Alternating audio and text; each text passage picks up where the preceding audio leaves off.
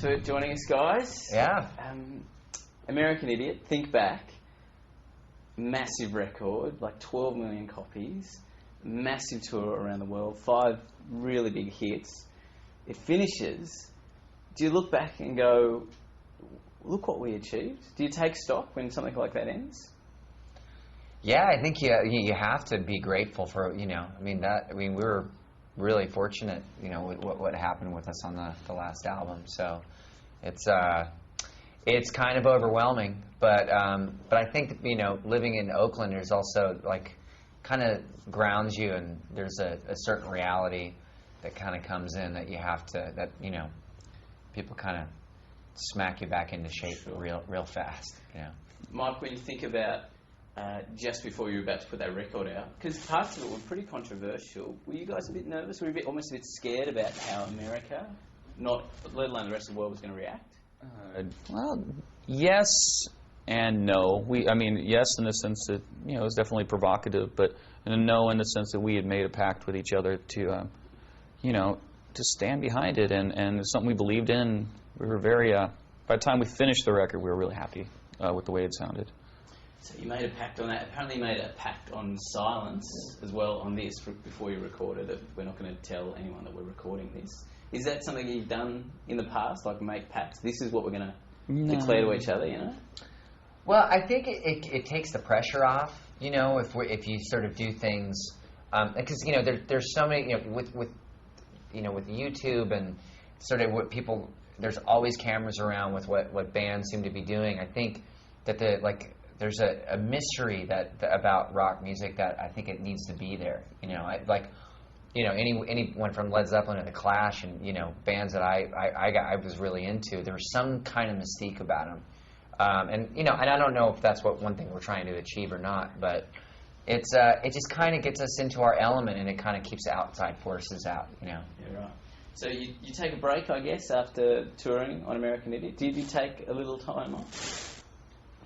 Not really. A couple of weeks in Cuba for me, and then you're allowed to travel there? No, I just kind of went anyways. Yeah, right. So they can't. The US government can't ever see this footage that you went there. Wow, we that's didn't. amazing. We didn't really take time off. We just kept at it. It's like we finished that tour, and it was like a long, massive tour, and we were like in stride, like killing it every night. And when we stopped, it was kind of like jumping off a moving truck. It was kind of like, okay, what do we do now? Well, I guess make more music. So. But then how do you start that? After you've had such a big record, how do you start again? You have to go, right, we've got to get in the studio once again. We've got to start writing again. You just start writing, it's like you just kind of take it naturally, and just start, instead not going for it like, okay, this is going to be massive. That comes later. It's like you have to go and just start. I think the first song I wrote after was a song called Mass Hysteria, and felt pretty natural, and then we just start collecting songs, and slowly it just starts to rev up, and then finally we were just like, okay, now let's just go for it and start and go big. Yeah. When you talk about collecting songs, from what I've read, you guys also collect bits of songs. So you don't know exactly where this part is going to go, but you hold on to it anyway. Is that an unorthodox way to kind of record or put together music? Yeah, well, there's a song, 21st Century Breakdown, the first song on the album. Like that was sort of something that was like recorded onto a 4-track demo that I didn't know if it was going to be anything. But then we had another part of a different song, and that was sort of felt like it was like, well, this has a really great part, and it's got this sort of had a really great riff in it. And so what we did was we kind of took the two songs and combined them, and then just kind of just took off from there. You worked with Butch Vig, Mike. How do you team up with a guy like that? Do you look at the records that he's made and you think he's our man, or you've known him in the past? Well, I think upon first meeting him, we all felt like this guy really loves music. He's got a calm demeanor about him that is pretty rare in the sense of how much a producer has to do, Yeah. and he was able to really kind of corral the immense amount of work and songs and stuff that we accrued over the course of a couple of years. So I think your first single is going to be Know Your Enemy. Is that right? That's right.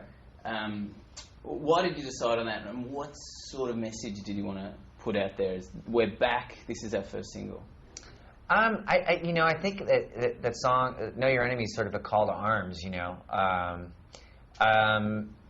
I think it's just like a message that kind of relates in different ways, and it means one thing for me, I think when it was like written, I was like thinking of the song "Street Fighting Man" by the Rolling Stones, and it was just sort of a riff that I've been playing for a long time, and it was one of those songs that wrote itself in 5 minutes, and usually those songs that come the most natural end up being like sort of like a signature song on the album. So and it rocked, and it was loud, and it's got a huge chorus, and some and I'm really proud of the lyrics on it, and so it's the first single. It is a kind of a call to arms. It's almost like, let's start the revolution, let's get going. And there's talk, when you talk about the lyrics on it, I think there's talk about overthrowing effigies. Which is pretty, fire up the effigy. Yeah. Which is pretty visual, especially, you get all these images from overseas, and they're burning effigies and burning flags, to put that into that sort of context is pretty powerful, I reckon. Yeah, it was, the whole, the fire up the effigy. It was like, just an image that, with sort of, that's always, it's always on kind of like, CNN, massive news channels that are, you always kind of, we as Americans, we saw a lot of that in the last 5 years. I've always thought that, economic times are quite difficult, but you could make a lot of money if you went to Tehran and you set up, say, an effigy store. Like, where are they getting all their American flags and effigies from? Effigies are us. Yeah. In Tehran. That's going to make money. No, and Halliburton already beat you to that.